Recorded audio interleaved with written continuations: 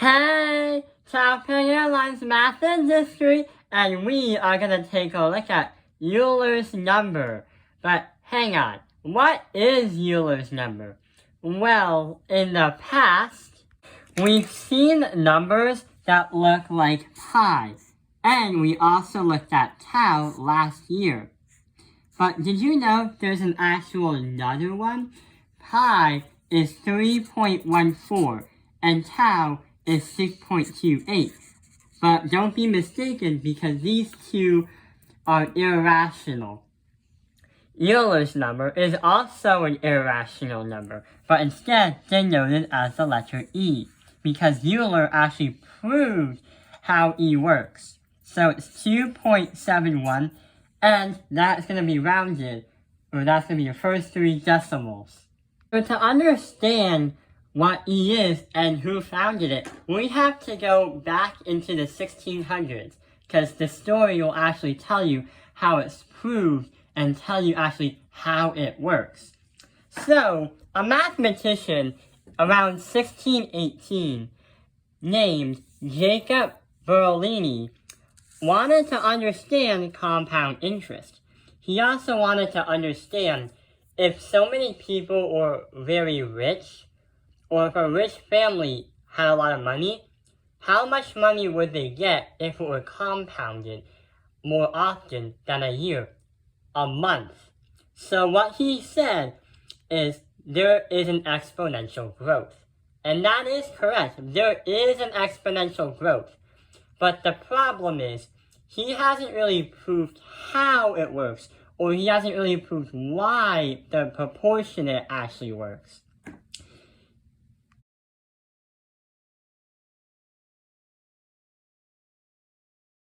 Over to the 1830s into the 1860s, we still look about compound interest. The letter E was 2.71 right here, but no one really actually proved why it was 2.71. This is where Euler comes in. So Euler is the last name of the mathematician's name, and he's actually very famous for not discovering E, but for proving the letter E. Here's how he did it. To understand it, he noticed that when you take a look at compound interest, the formula is A equals principal, parentheses, 1 plus rate, then had an n as an exponent. But here's what happened. Here is how he actually proved it.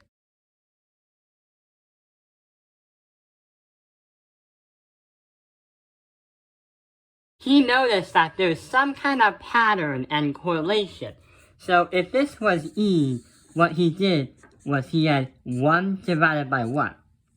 But then he also added that by 1 divided by 2. Then he added by 1, and 1 times 2 times 3. Then he added again by the same thing. 1 times 2 times 3 times 4. Then he added again. 1 times 2 times 3 times 4 times 5. Then again, and so on. So when you get to this, the more you add and go up by a factorial of 1 when you divide, your answer is going to be closer to 2.71. So basically what happens is, Euler found some kind of proof that when you keep adding on the summations of all of them, and you have to do 1 divide that by the future factorial times it, you will get a close answer to 2.71. That just goes to show you that if you're in advanced algebra or in pre-calculus, there's another method of actually proving and understanding how E works. So E, or 2.71, is going to be equal to the summation. This is where the sigma comes in. The summation, M, is going to be 0 at the start, because you can't have negative money when you're doing compound interest. If it was, then 1, you probably have a terrible credit card score, and 2, you're probably highly in debt. But on the top, you can work as hard to get as much money as you can. N is going to equal infinity. The reason why we said infinity is because if you start at E and 1 divided by 1 plus 1 divided by 2 times the summation on the denominator, you can go up to 4, 5, 6, and so on until you get tired out. Unless you retire. And the thing is, the summation is telling us that we can go from here and keep going on forever and ever until we want to stop working. Then, here's how it describes it. 1, divide that by the factorial of n, which represents a number. The reason why we said that is because this part, 1 divided by n exclamation mark, is this, times 1 times 2, 1 times 2 times 3, 1 times 2 times 3 times 4, 1 times 2 times 3 times 5, and so on. Then 1 times 2 times 3 times 4 times 5 times 6. The factorial number talks about that when you count down until you reach the number 0, you always multiply until you get to 0. So this is a more simpler way of seeing it, because the summation is telling you that you can go forever and ever unless you stop. And the 1 divided by n exclamation mark talks about the factorials on the denominators.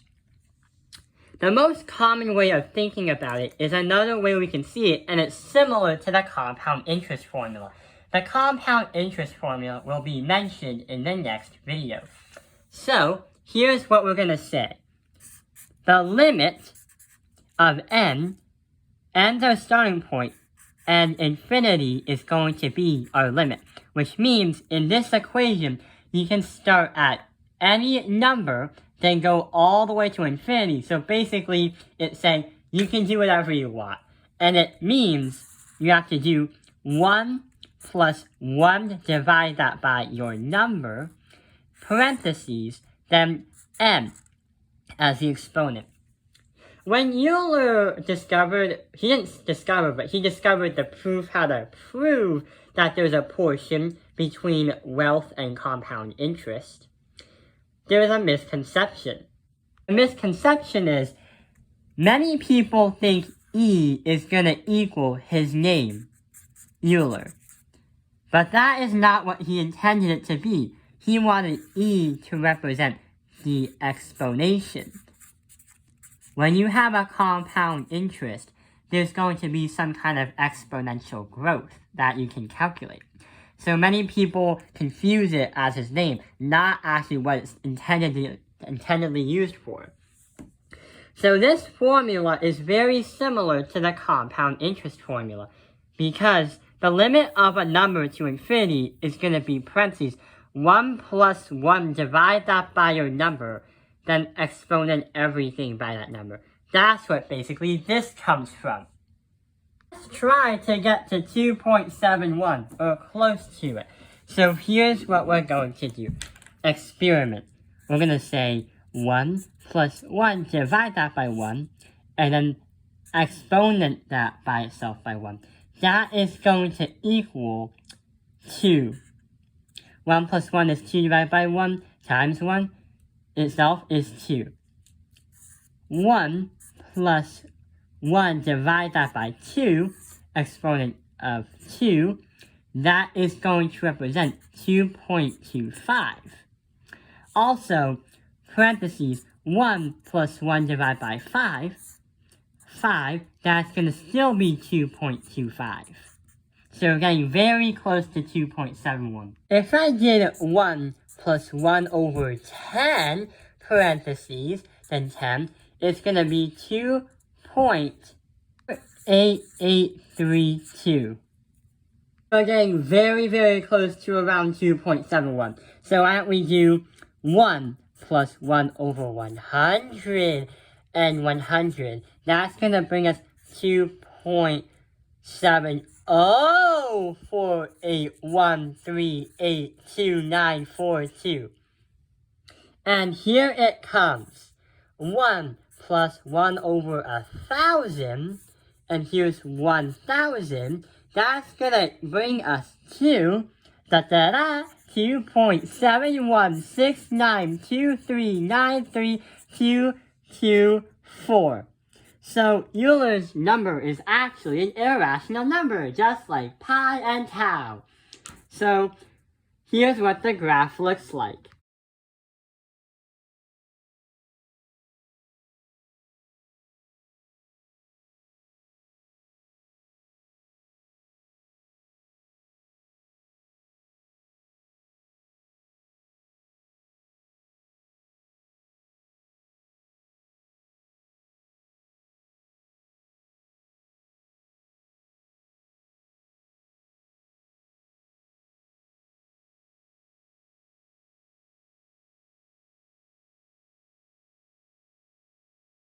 And that explains the story of Euler's number as well as why it works and how it was proved.